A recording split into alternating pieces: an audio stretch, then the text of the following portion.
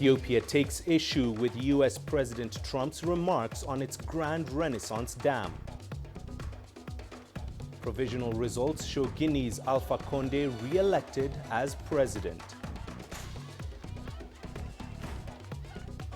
And we have reactions to the latest UN-brokered ceasefire in Libya. Hello and welcome to CGTN. This is Africa Live and I'm Mahia Muta in Nairobi. Also coming up, WHO urges world leaders to act as COVID-19 cases surge globally. We begin in Cameroon, where at least 6 children have been killed by gunmen who raided a private school in the southwestern region. The attack targeted the Mother Francisca School in the Kumba region. 9 other learners were wounded and are receiving treatment at a local hospital. There was no immediate claim of responsibility. Kumba region has been in the grip of a secessionist campaign by separatists from the English-speaking Western Cameroon. Let's head to the Horn of Africa, and Ethiopia has reacted strongly to US President Donald Trump's remarks about its Grand Renaissance Dam.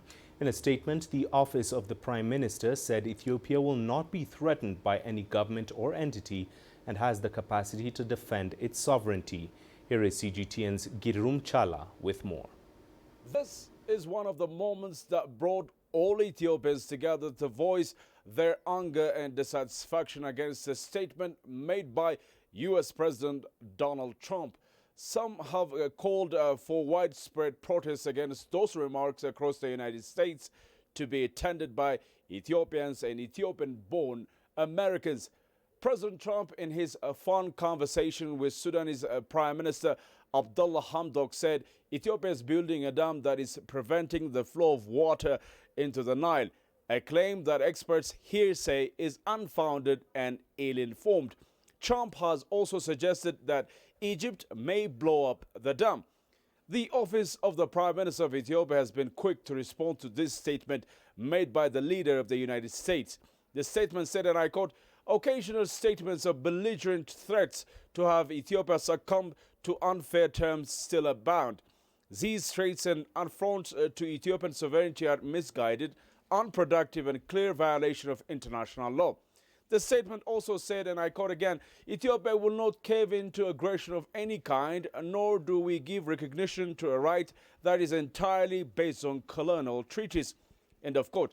The Grand Ethiopian Renaissance Dam, which is close to 80% complete now, is being built on the Nile and is expected to generate power that the government says will lift many Ethiopians and others in the Eastern African region out of poverty. Ethiopia time and again said the dam's construction won't significantly harm any riparian countries, including Egypt and Sudan. Girum Chala, CGTN, Addis Ababa, Ethiopia. Right, let's get more insights into this story. Adel Mahroui joins us live from Cairo, Egypt. Now, Adel, how have people in Egypt reacted to President Trump's remarks on the dam? Well, Maya, the remarks from President Donald Trump has been very surprising here to Egypt. Some, for example, among them a former irrigation minister, Nasr Alem, considered it that this could be a green light if Egypt moves in any hostile way against Ethiopia. Others, especially analysts, they believe it is an alarming announcement from President Trump that reflects the U.S. vision that the talks have come to a complete deadlock or have become complete failures. That's an alarm from this side. But officially, the Egyptian government has not commented on these remarks. It is also not expected to really give a feedback, basically because the Egyptian government stance has been quite clear. On July 29th, Egyptian President Abdel Fattah al-Sisi, during a televised speech, he clearly said that Egypt will not resort to any form of force to resolve the Nile River talks and the Grand Ethiopia issue. And that confirmation has been consistent over the months from the Egyptian government to maintain and to keep talks, peaceful talks, as the only way out from this crisis. All right, Adel, thank you very much for that. CGTN's Adel Mahroui speaking to us live there from Cairo. Well, staying in the region, an agreement signed this week by Israel's state-owned Europe-Asia pipeline and UAE-based Medred land bridge could see oil shipped from the Gulf to Europe bypass the Suez Canal. The already existing Eilat-Ashkelon pipeline that connects the Red Sea with the Mediterranean will be used to transport the Gulf countries' oil to Europe. Yasser Hakim has the details and reports on the effects this deal will have on Egypt's Suez Canal. The Emirati-Israeli agreement is meant to reduce the cost of exporting oil after the significant drop in international oil prices this year. The consortium says the new route saves time and fuel compared to the Suez Canal. This could be a blow to the Suez Canal Authority. According to its chairman, 66% of Arab Gulf oil is shipped to Europe through the Suez Canal or the Alexandria-Sumed pipeline. The Suez Canal Authority is currently studying means to deal with this development and remain competitive.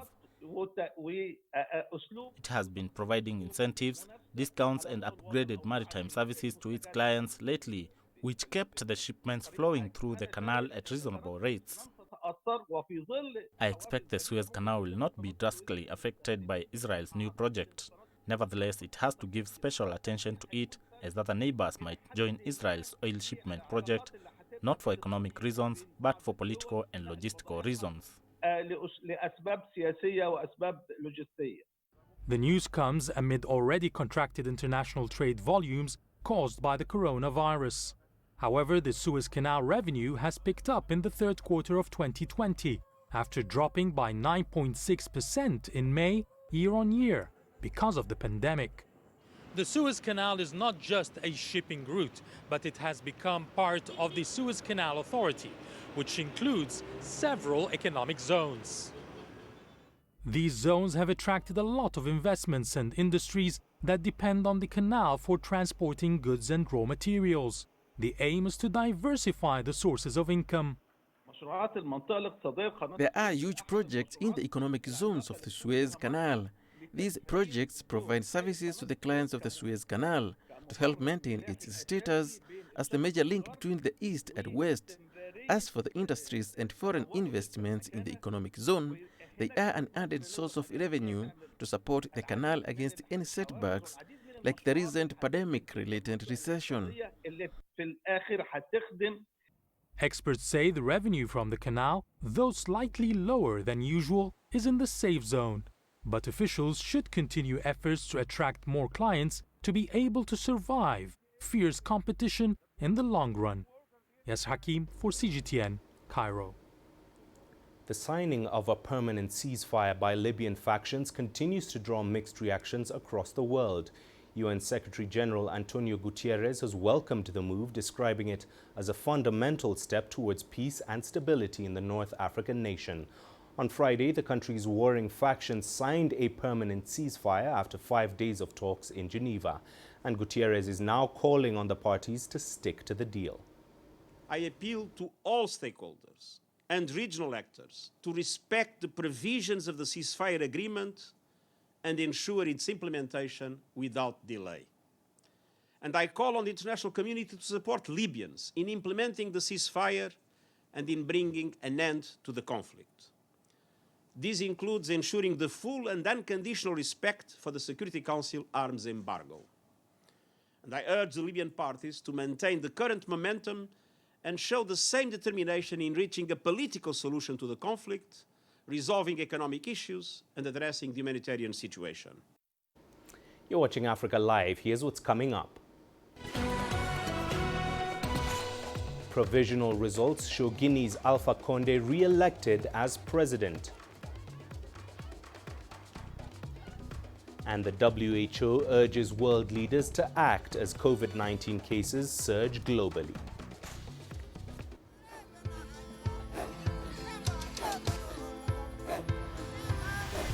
Africa is a continent of diversity, with varied climates and enchanting geography, and a people so distinct, but with a shared enduring spirit.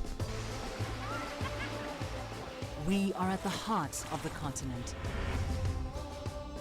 to bring you the untold stories Let's have a look.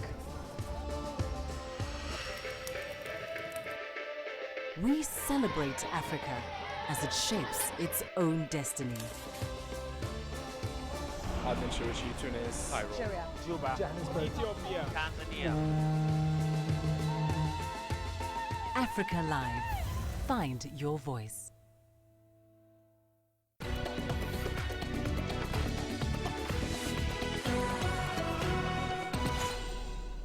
Welcome back. On to Guinea now, where provisional results released by the National Electoral Commission indicate incumbent President Alpha Condé has won the election. The tally shows Condé got 60% of the vote against his rival Cellou Dalein Diallo, who garnered 34%. However, the Constitutional Court is yet to publicly announce Condé as winner. If confirmed as the winner, Condé will serve for a third term. We reached our goal, so we are really proud. Proud of Professor Condé for his first mandate in the new republic. We dealt 100% Feto Blue during these elections. We said yes, we will deal the Feto Blue. We will do it for the President of the Republic. Youth supports him, everyone supports him. All of Guinea today is for Alpha Condé. It is the voice of the people that came through and the Guinean people who have won. Guinea won with Alpha Condé's victory. We are demonstrating our joy at the national headquarters. We don't go in the streets to throw stones, to kill, or to ransack vehicles. Somalia now has a new cabinet ahead of its planned national elections. Prime Minister Mohamed Hussein Roble now faces the major task of convincing political stakeholders that elections will take place as planned despite the limited time available. CGTN's Abdulaziz Bilo has more details from Mogadishu. Lawmakers in Somalia have endorsed the country's new cabinet in a unanimous vote. On Saturday, members of parliament meeting in Mogadishu allowed Prime Minister Mohamed Hussein Roble's 70-member cabinet to begin the crucial task of state building. 188 lawmakers have voted in favor of the new cabinet and its agenda. No MP has abstained or rejected it. I hereby declare the new administration approved. The cabinet comprises of 26 ministries and a deputy prime minister. Roble has made changes to his new team with new faces heading the security and interior ministries. The main task for the new administration will be to ensure the upcoming elections are conducted safely and on time. The elections of new members of parliament is set to start next month, followed by that of senators. The much anticipated presidential vote will take place in February. To achieve timely and credible elections, my administration will strengthen security across the country. To achieve this, we will increase security at all polling venues and centers. It is important for the federal government, regional administration and the Somali public to work together to achieve security during this transition period.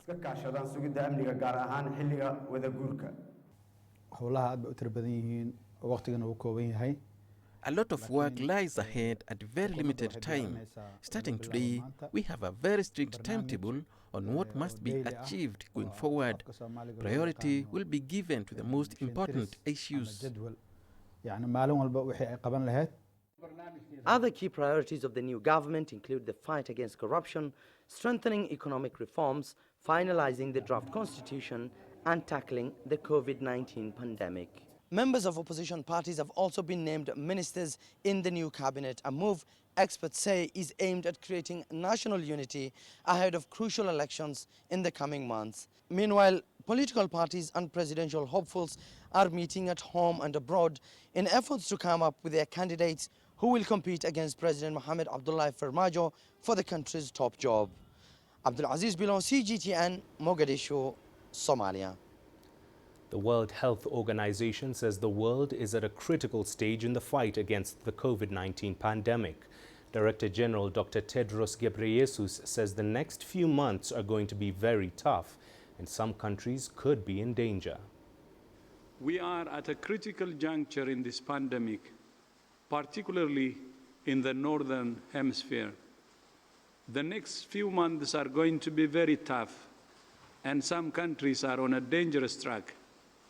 Too many countries are seeing an exponential increase in cases, and that's now leading to hospitals and ICU running close or above capacity, and we're still only in October. We urge leaders to take immediate action to prevent further unnecessary deaths, essential health services from collapsing, and schools shutting again. Well, the United States has broken a record for most new coronavirus infections in one day. Reuters reports the country saw nearly 84,000 new cases on Friday, 10,000 more than the peak in July. A new study warns the death toll in the U.S. could double by February to nearly 500,000. CGTN's Roy Rutenberg takes a look at how the virus and access to affordable health care is affecting the upcoming election. The United States has some of the world's best hospitals and some of the world's best doctors working in them. We have an extraordinarily capable health system. And yet when COVID-19 came ashore, something didn't click. For 6-8 weeks, we weren't paying attention to the pandemic. We weren't preparing. We weren't stockpiling the things we're going to need. We weren't getting our beds ready. We weren't getting ventilators ready. And then the biggest issue is we wasted 2 months not getting testing prepared and ready. And when tests became available, many weren't sure if their health insurance would cover the cost for those fortunate enough to have coverage. Most Americans are insured through their employer. During the pandemic, many lost their jobs, and with it, their benefits. But even before COVID-19 hit, roughly 1 in 12 Americans were uninsured, with half citing the high cost of coverage as the reason. The pandemic has highlighted the gap in health care coverage and the gap in health. The disease itself is just unfolding something that's existed in African American communities across the nation, which is there's a higher burden of underlying disorders such as high blood pressure, diabetes, heart disease in this population. And so there is a disproportionate number of deaths that are happening in the African American community, in minority communities, in poorer neighborhoods. Still, half of black adults say they won't get a COVID-19 vaccine when it becomes available. Many African Americans still troubled by a history of abuse by medical research. We have to see when it's all done what the efficacy profile looks like, and very importantly, what the safety profile looks like, and then communicate it to the public saying this is potentially life-saving, please take this. Donald Trump's Operation Warp Speed has focused on expediting a vaccine. It has nothing to do with elections. This has to do with delivering safe, effective vaccines to the American people as quickly as possible and saving people's lives. The president brought American Big Pharma, normally competitors, to work together. But the U.S. is among the only countries in the world that's refused to join a global campaign to ensure vaccines will be distributed fairly to both rich and poor nations. Well, Democrats, more so than Republicans, consider health care to be a top election issue. COVID-19 has shined a light on the system's disparities. Joe Biden blames Donald Trump, a historic failure of leadership, he says. He's hoping voters agree. Rowie Ruttenberg, CGTN in Washington. And here's what's coming up on Africa Live Sports. South African racing engineer explains homologated cars as Africa prepares for the return of the World Rally Championship next year.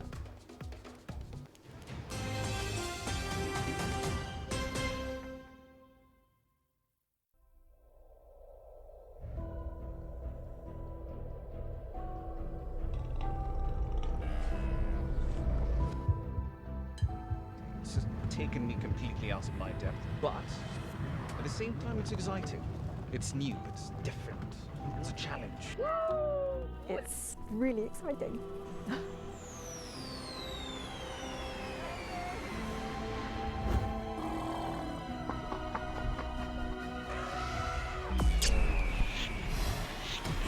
Over the last 14 hours of rain.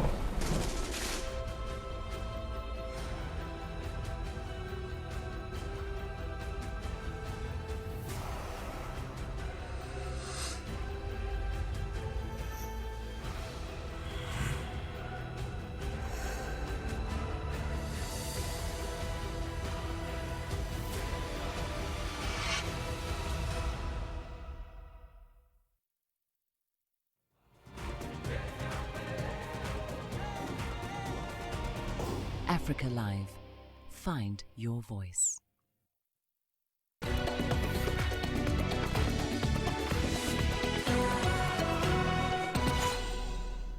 The World Rally Championship returns to Africa in July 2021 with Kenya's Safari Rally.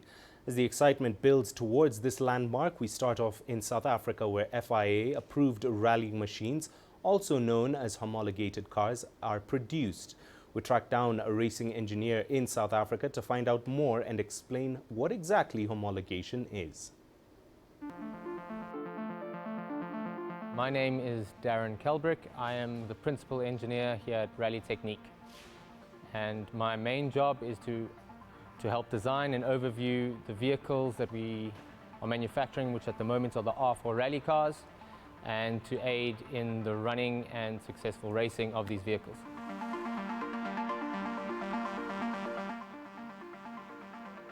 My role is to view the complete design of the car and improve performance to create the best quality product that we can, i.e. in this case it's being the fastest vehicle at the lowest cost, that is the easiest to drive. So that is my job in a macroscopic sense, but then going into details, I will be involved personally with the design of different components on the vehicle.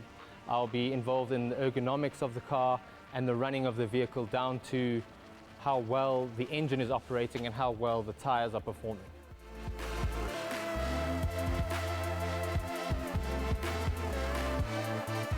So in general, we get a set rule book for a particular race series. For this, it is the Rally 2 kit series.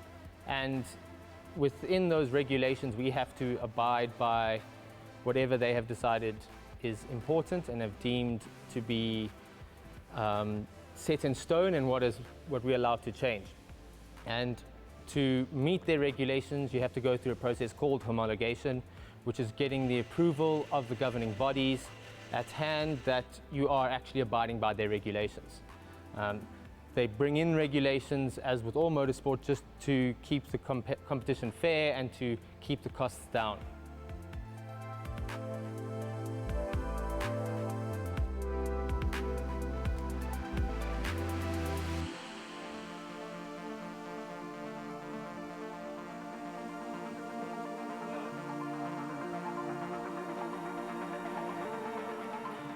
It's extremely important because the fact that we have here a homologated drivetrain and suspension system means that everybody starts on a really high level. So now you need to start focusing a lot on the small details. And the small details is what will make the difference. And we're all here to win. We're not happy to sit at the back of the pack. We're here to win. So focusing on those details are extremely important. The trick is knowing which of those details will have the big influence and which are irrelevant. To the Spanish La Liga now, where Real Madrid captain Sergio Ramos once again proved to be the man for the big occasion as he converted a fiercely debated penalty to help his side to a 3-1 win over rivals Barcelona at an empty Camp Nou on Saturday. Ramos, making a record 45th appearance in the Clásico fixture, was awarded the spot kick following a VAR review after falling in the area when his shirt was tugged by Barca's Clément Lenglet as the pair contested a corner. The defender scored from the spot in the 63rd minute and restored the champions' lead after Federico Valverde had opened the scoring in the 5th minute, only for Barca's 17-year-old forward Ansu Fati to equalize less than 3 minutes later. Madrid missed two big chances to seal the points after Ramos's penalty before substitute Luka Modric finally clinched it with a goal in added time. In the English Premier League, youngster Phil Foden came off the bench to inject some life into Manchester City and salvage a point in a 1-1 draw at West Ham United on Saturday. City were abject in the first half despite dominating possession, and in-form West Ham deservedly took the lead through Michail Antonio's acrobatic volley in the 18th minute. But Foden, who replaced Sergio Aguero at half-time, prompted a massive improvement for the visitors. He equalized in the 51st minute with a sharp near-post finish to leave West Ham and City both on 8 points and sitting in 10th and 11th places, but City still have a game in hand. Elsewhere, Jairo Riedewald and Wilfred Zaha scored as Crystal Palace piled more misery on bottom side Fulham with a 2-1 victory. Tom Kearney's long-range strike was scant consolation for Fulham, who had substitute Abubakar Kamara sent off. In motorsport, six-time world champion Lewis Hamilton took pole position on Saturday ahead of the first Portuguese Grand Prix in 24 years, with Mercedes teammate Valtteri Bottas completing a front-row lockout. The pole made it 12 out of 12 for the champions this season and was a record extending 97th of Hamilton's Formula One career. It was also a bitter blow for Bottas after the Finn had been quickest in every practice session as well as the first two stages of qualifying. Red Bull's Max Verstappen qualified third, with Charles Leclerc fourth for Ferrari in a boost for the Italian team after recent struggles. Hamilton's ninth pole of the year leaves him perfectly placed to win an all-time record 92nd victory on Sunday at the Algarve circuit. I can't tell you how hard that was today. And yes, we've got a great car, but you have to drive the nuts off of it to pull out a lap. And Valtteri's been so quick this weekend. You've seen he's topped every session. So I've just been digging and digging and digging, trying to find that extra time. And at the end there, I chose to do three laps to give me a chance to have a stab at and beating his time. And I think he decided to do one. So I was like, okay, this could provide me an opportunity, and it works. That last lap it got better and better as I went through it.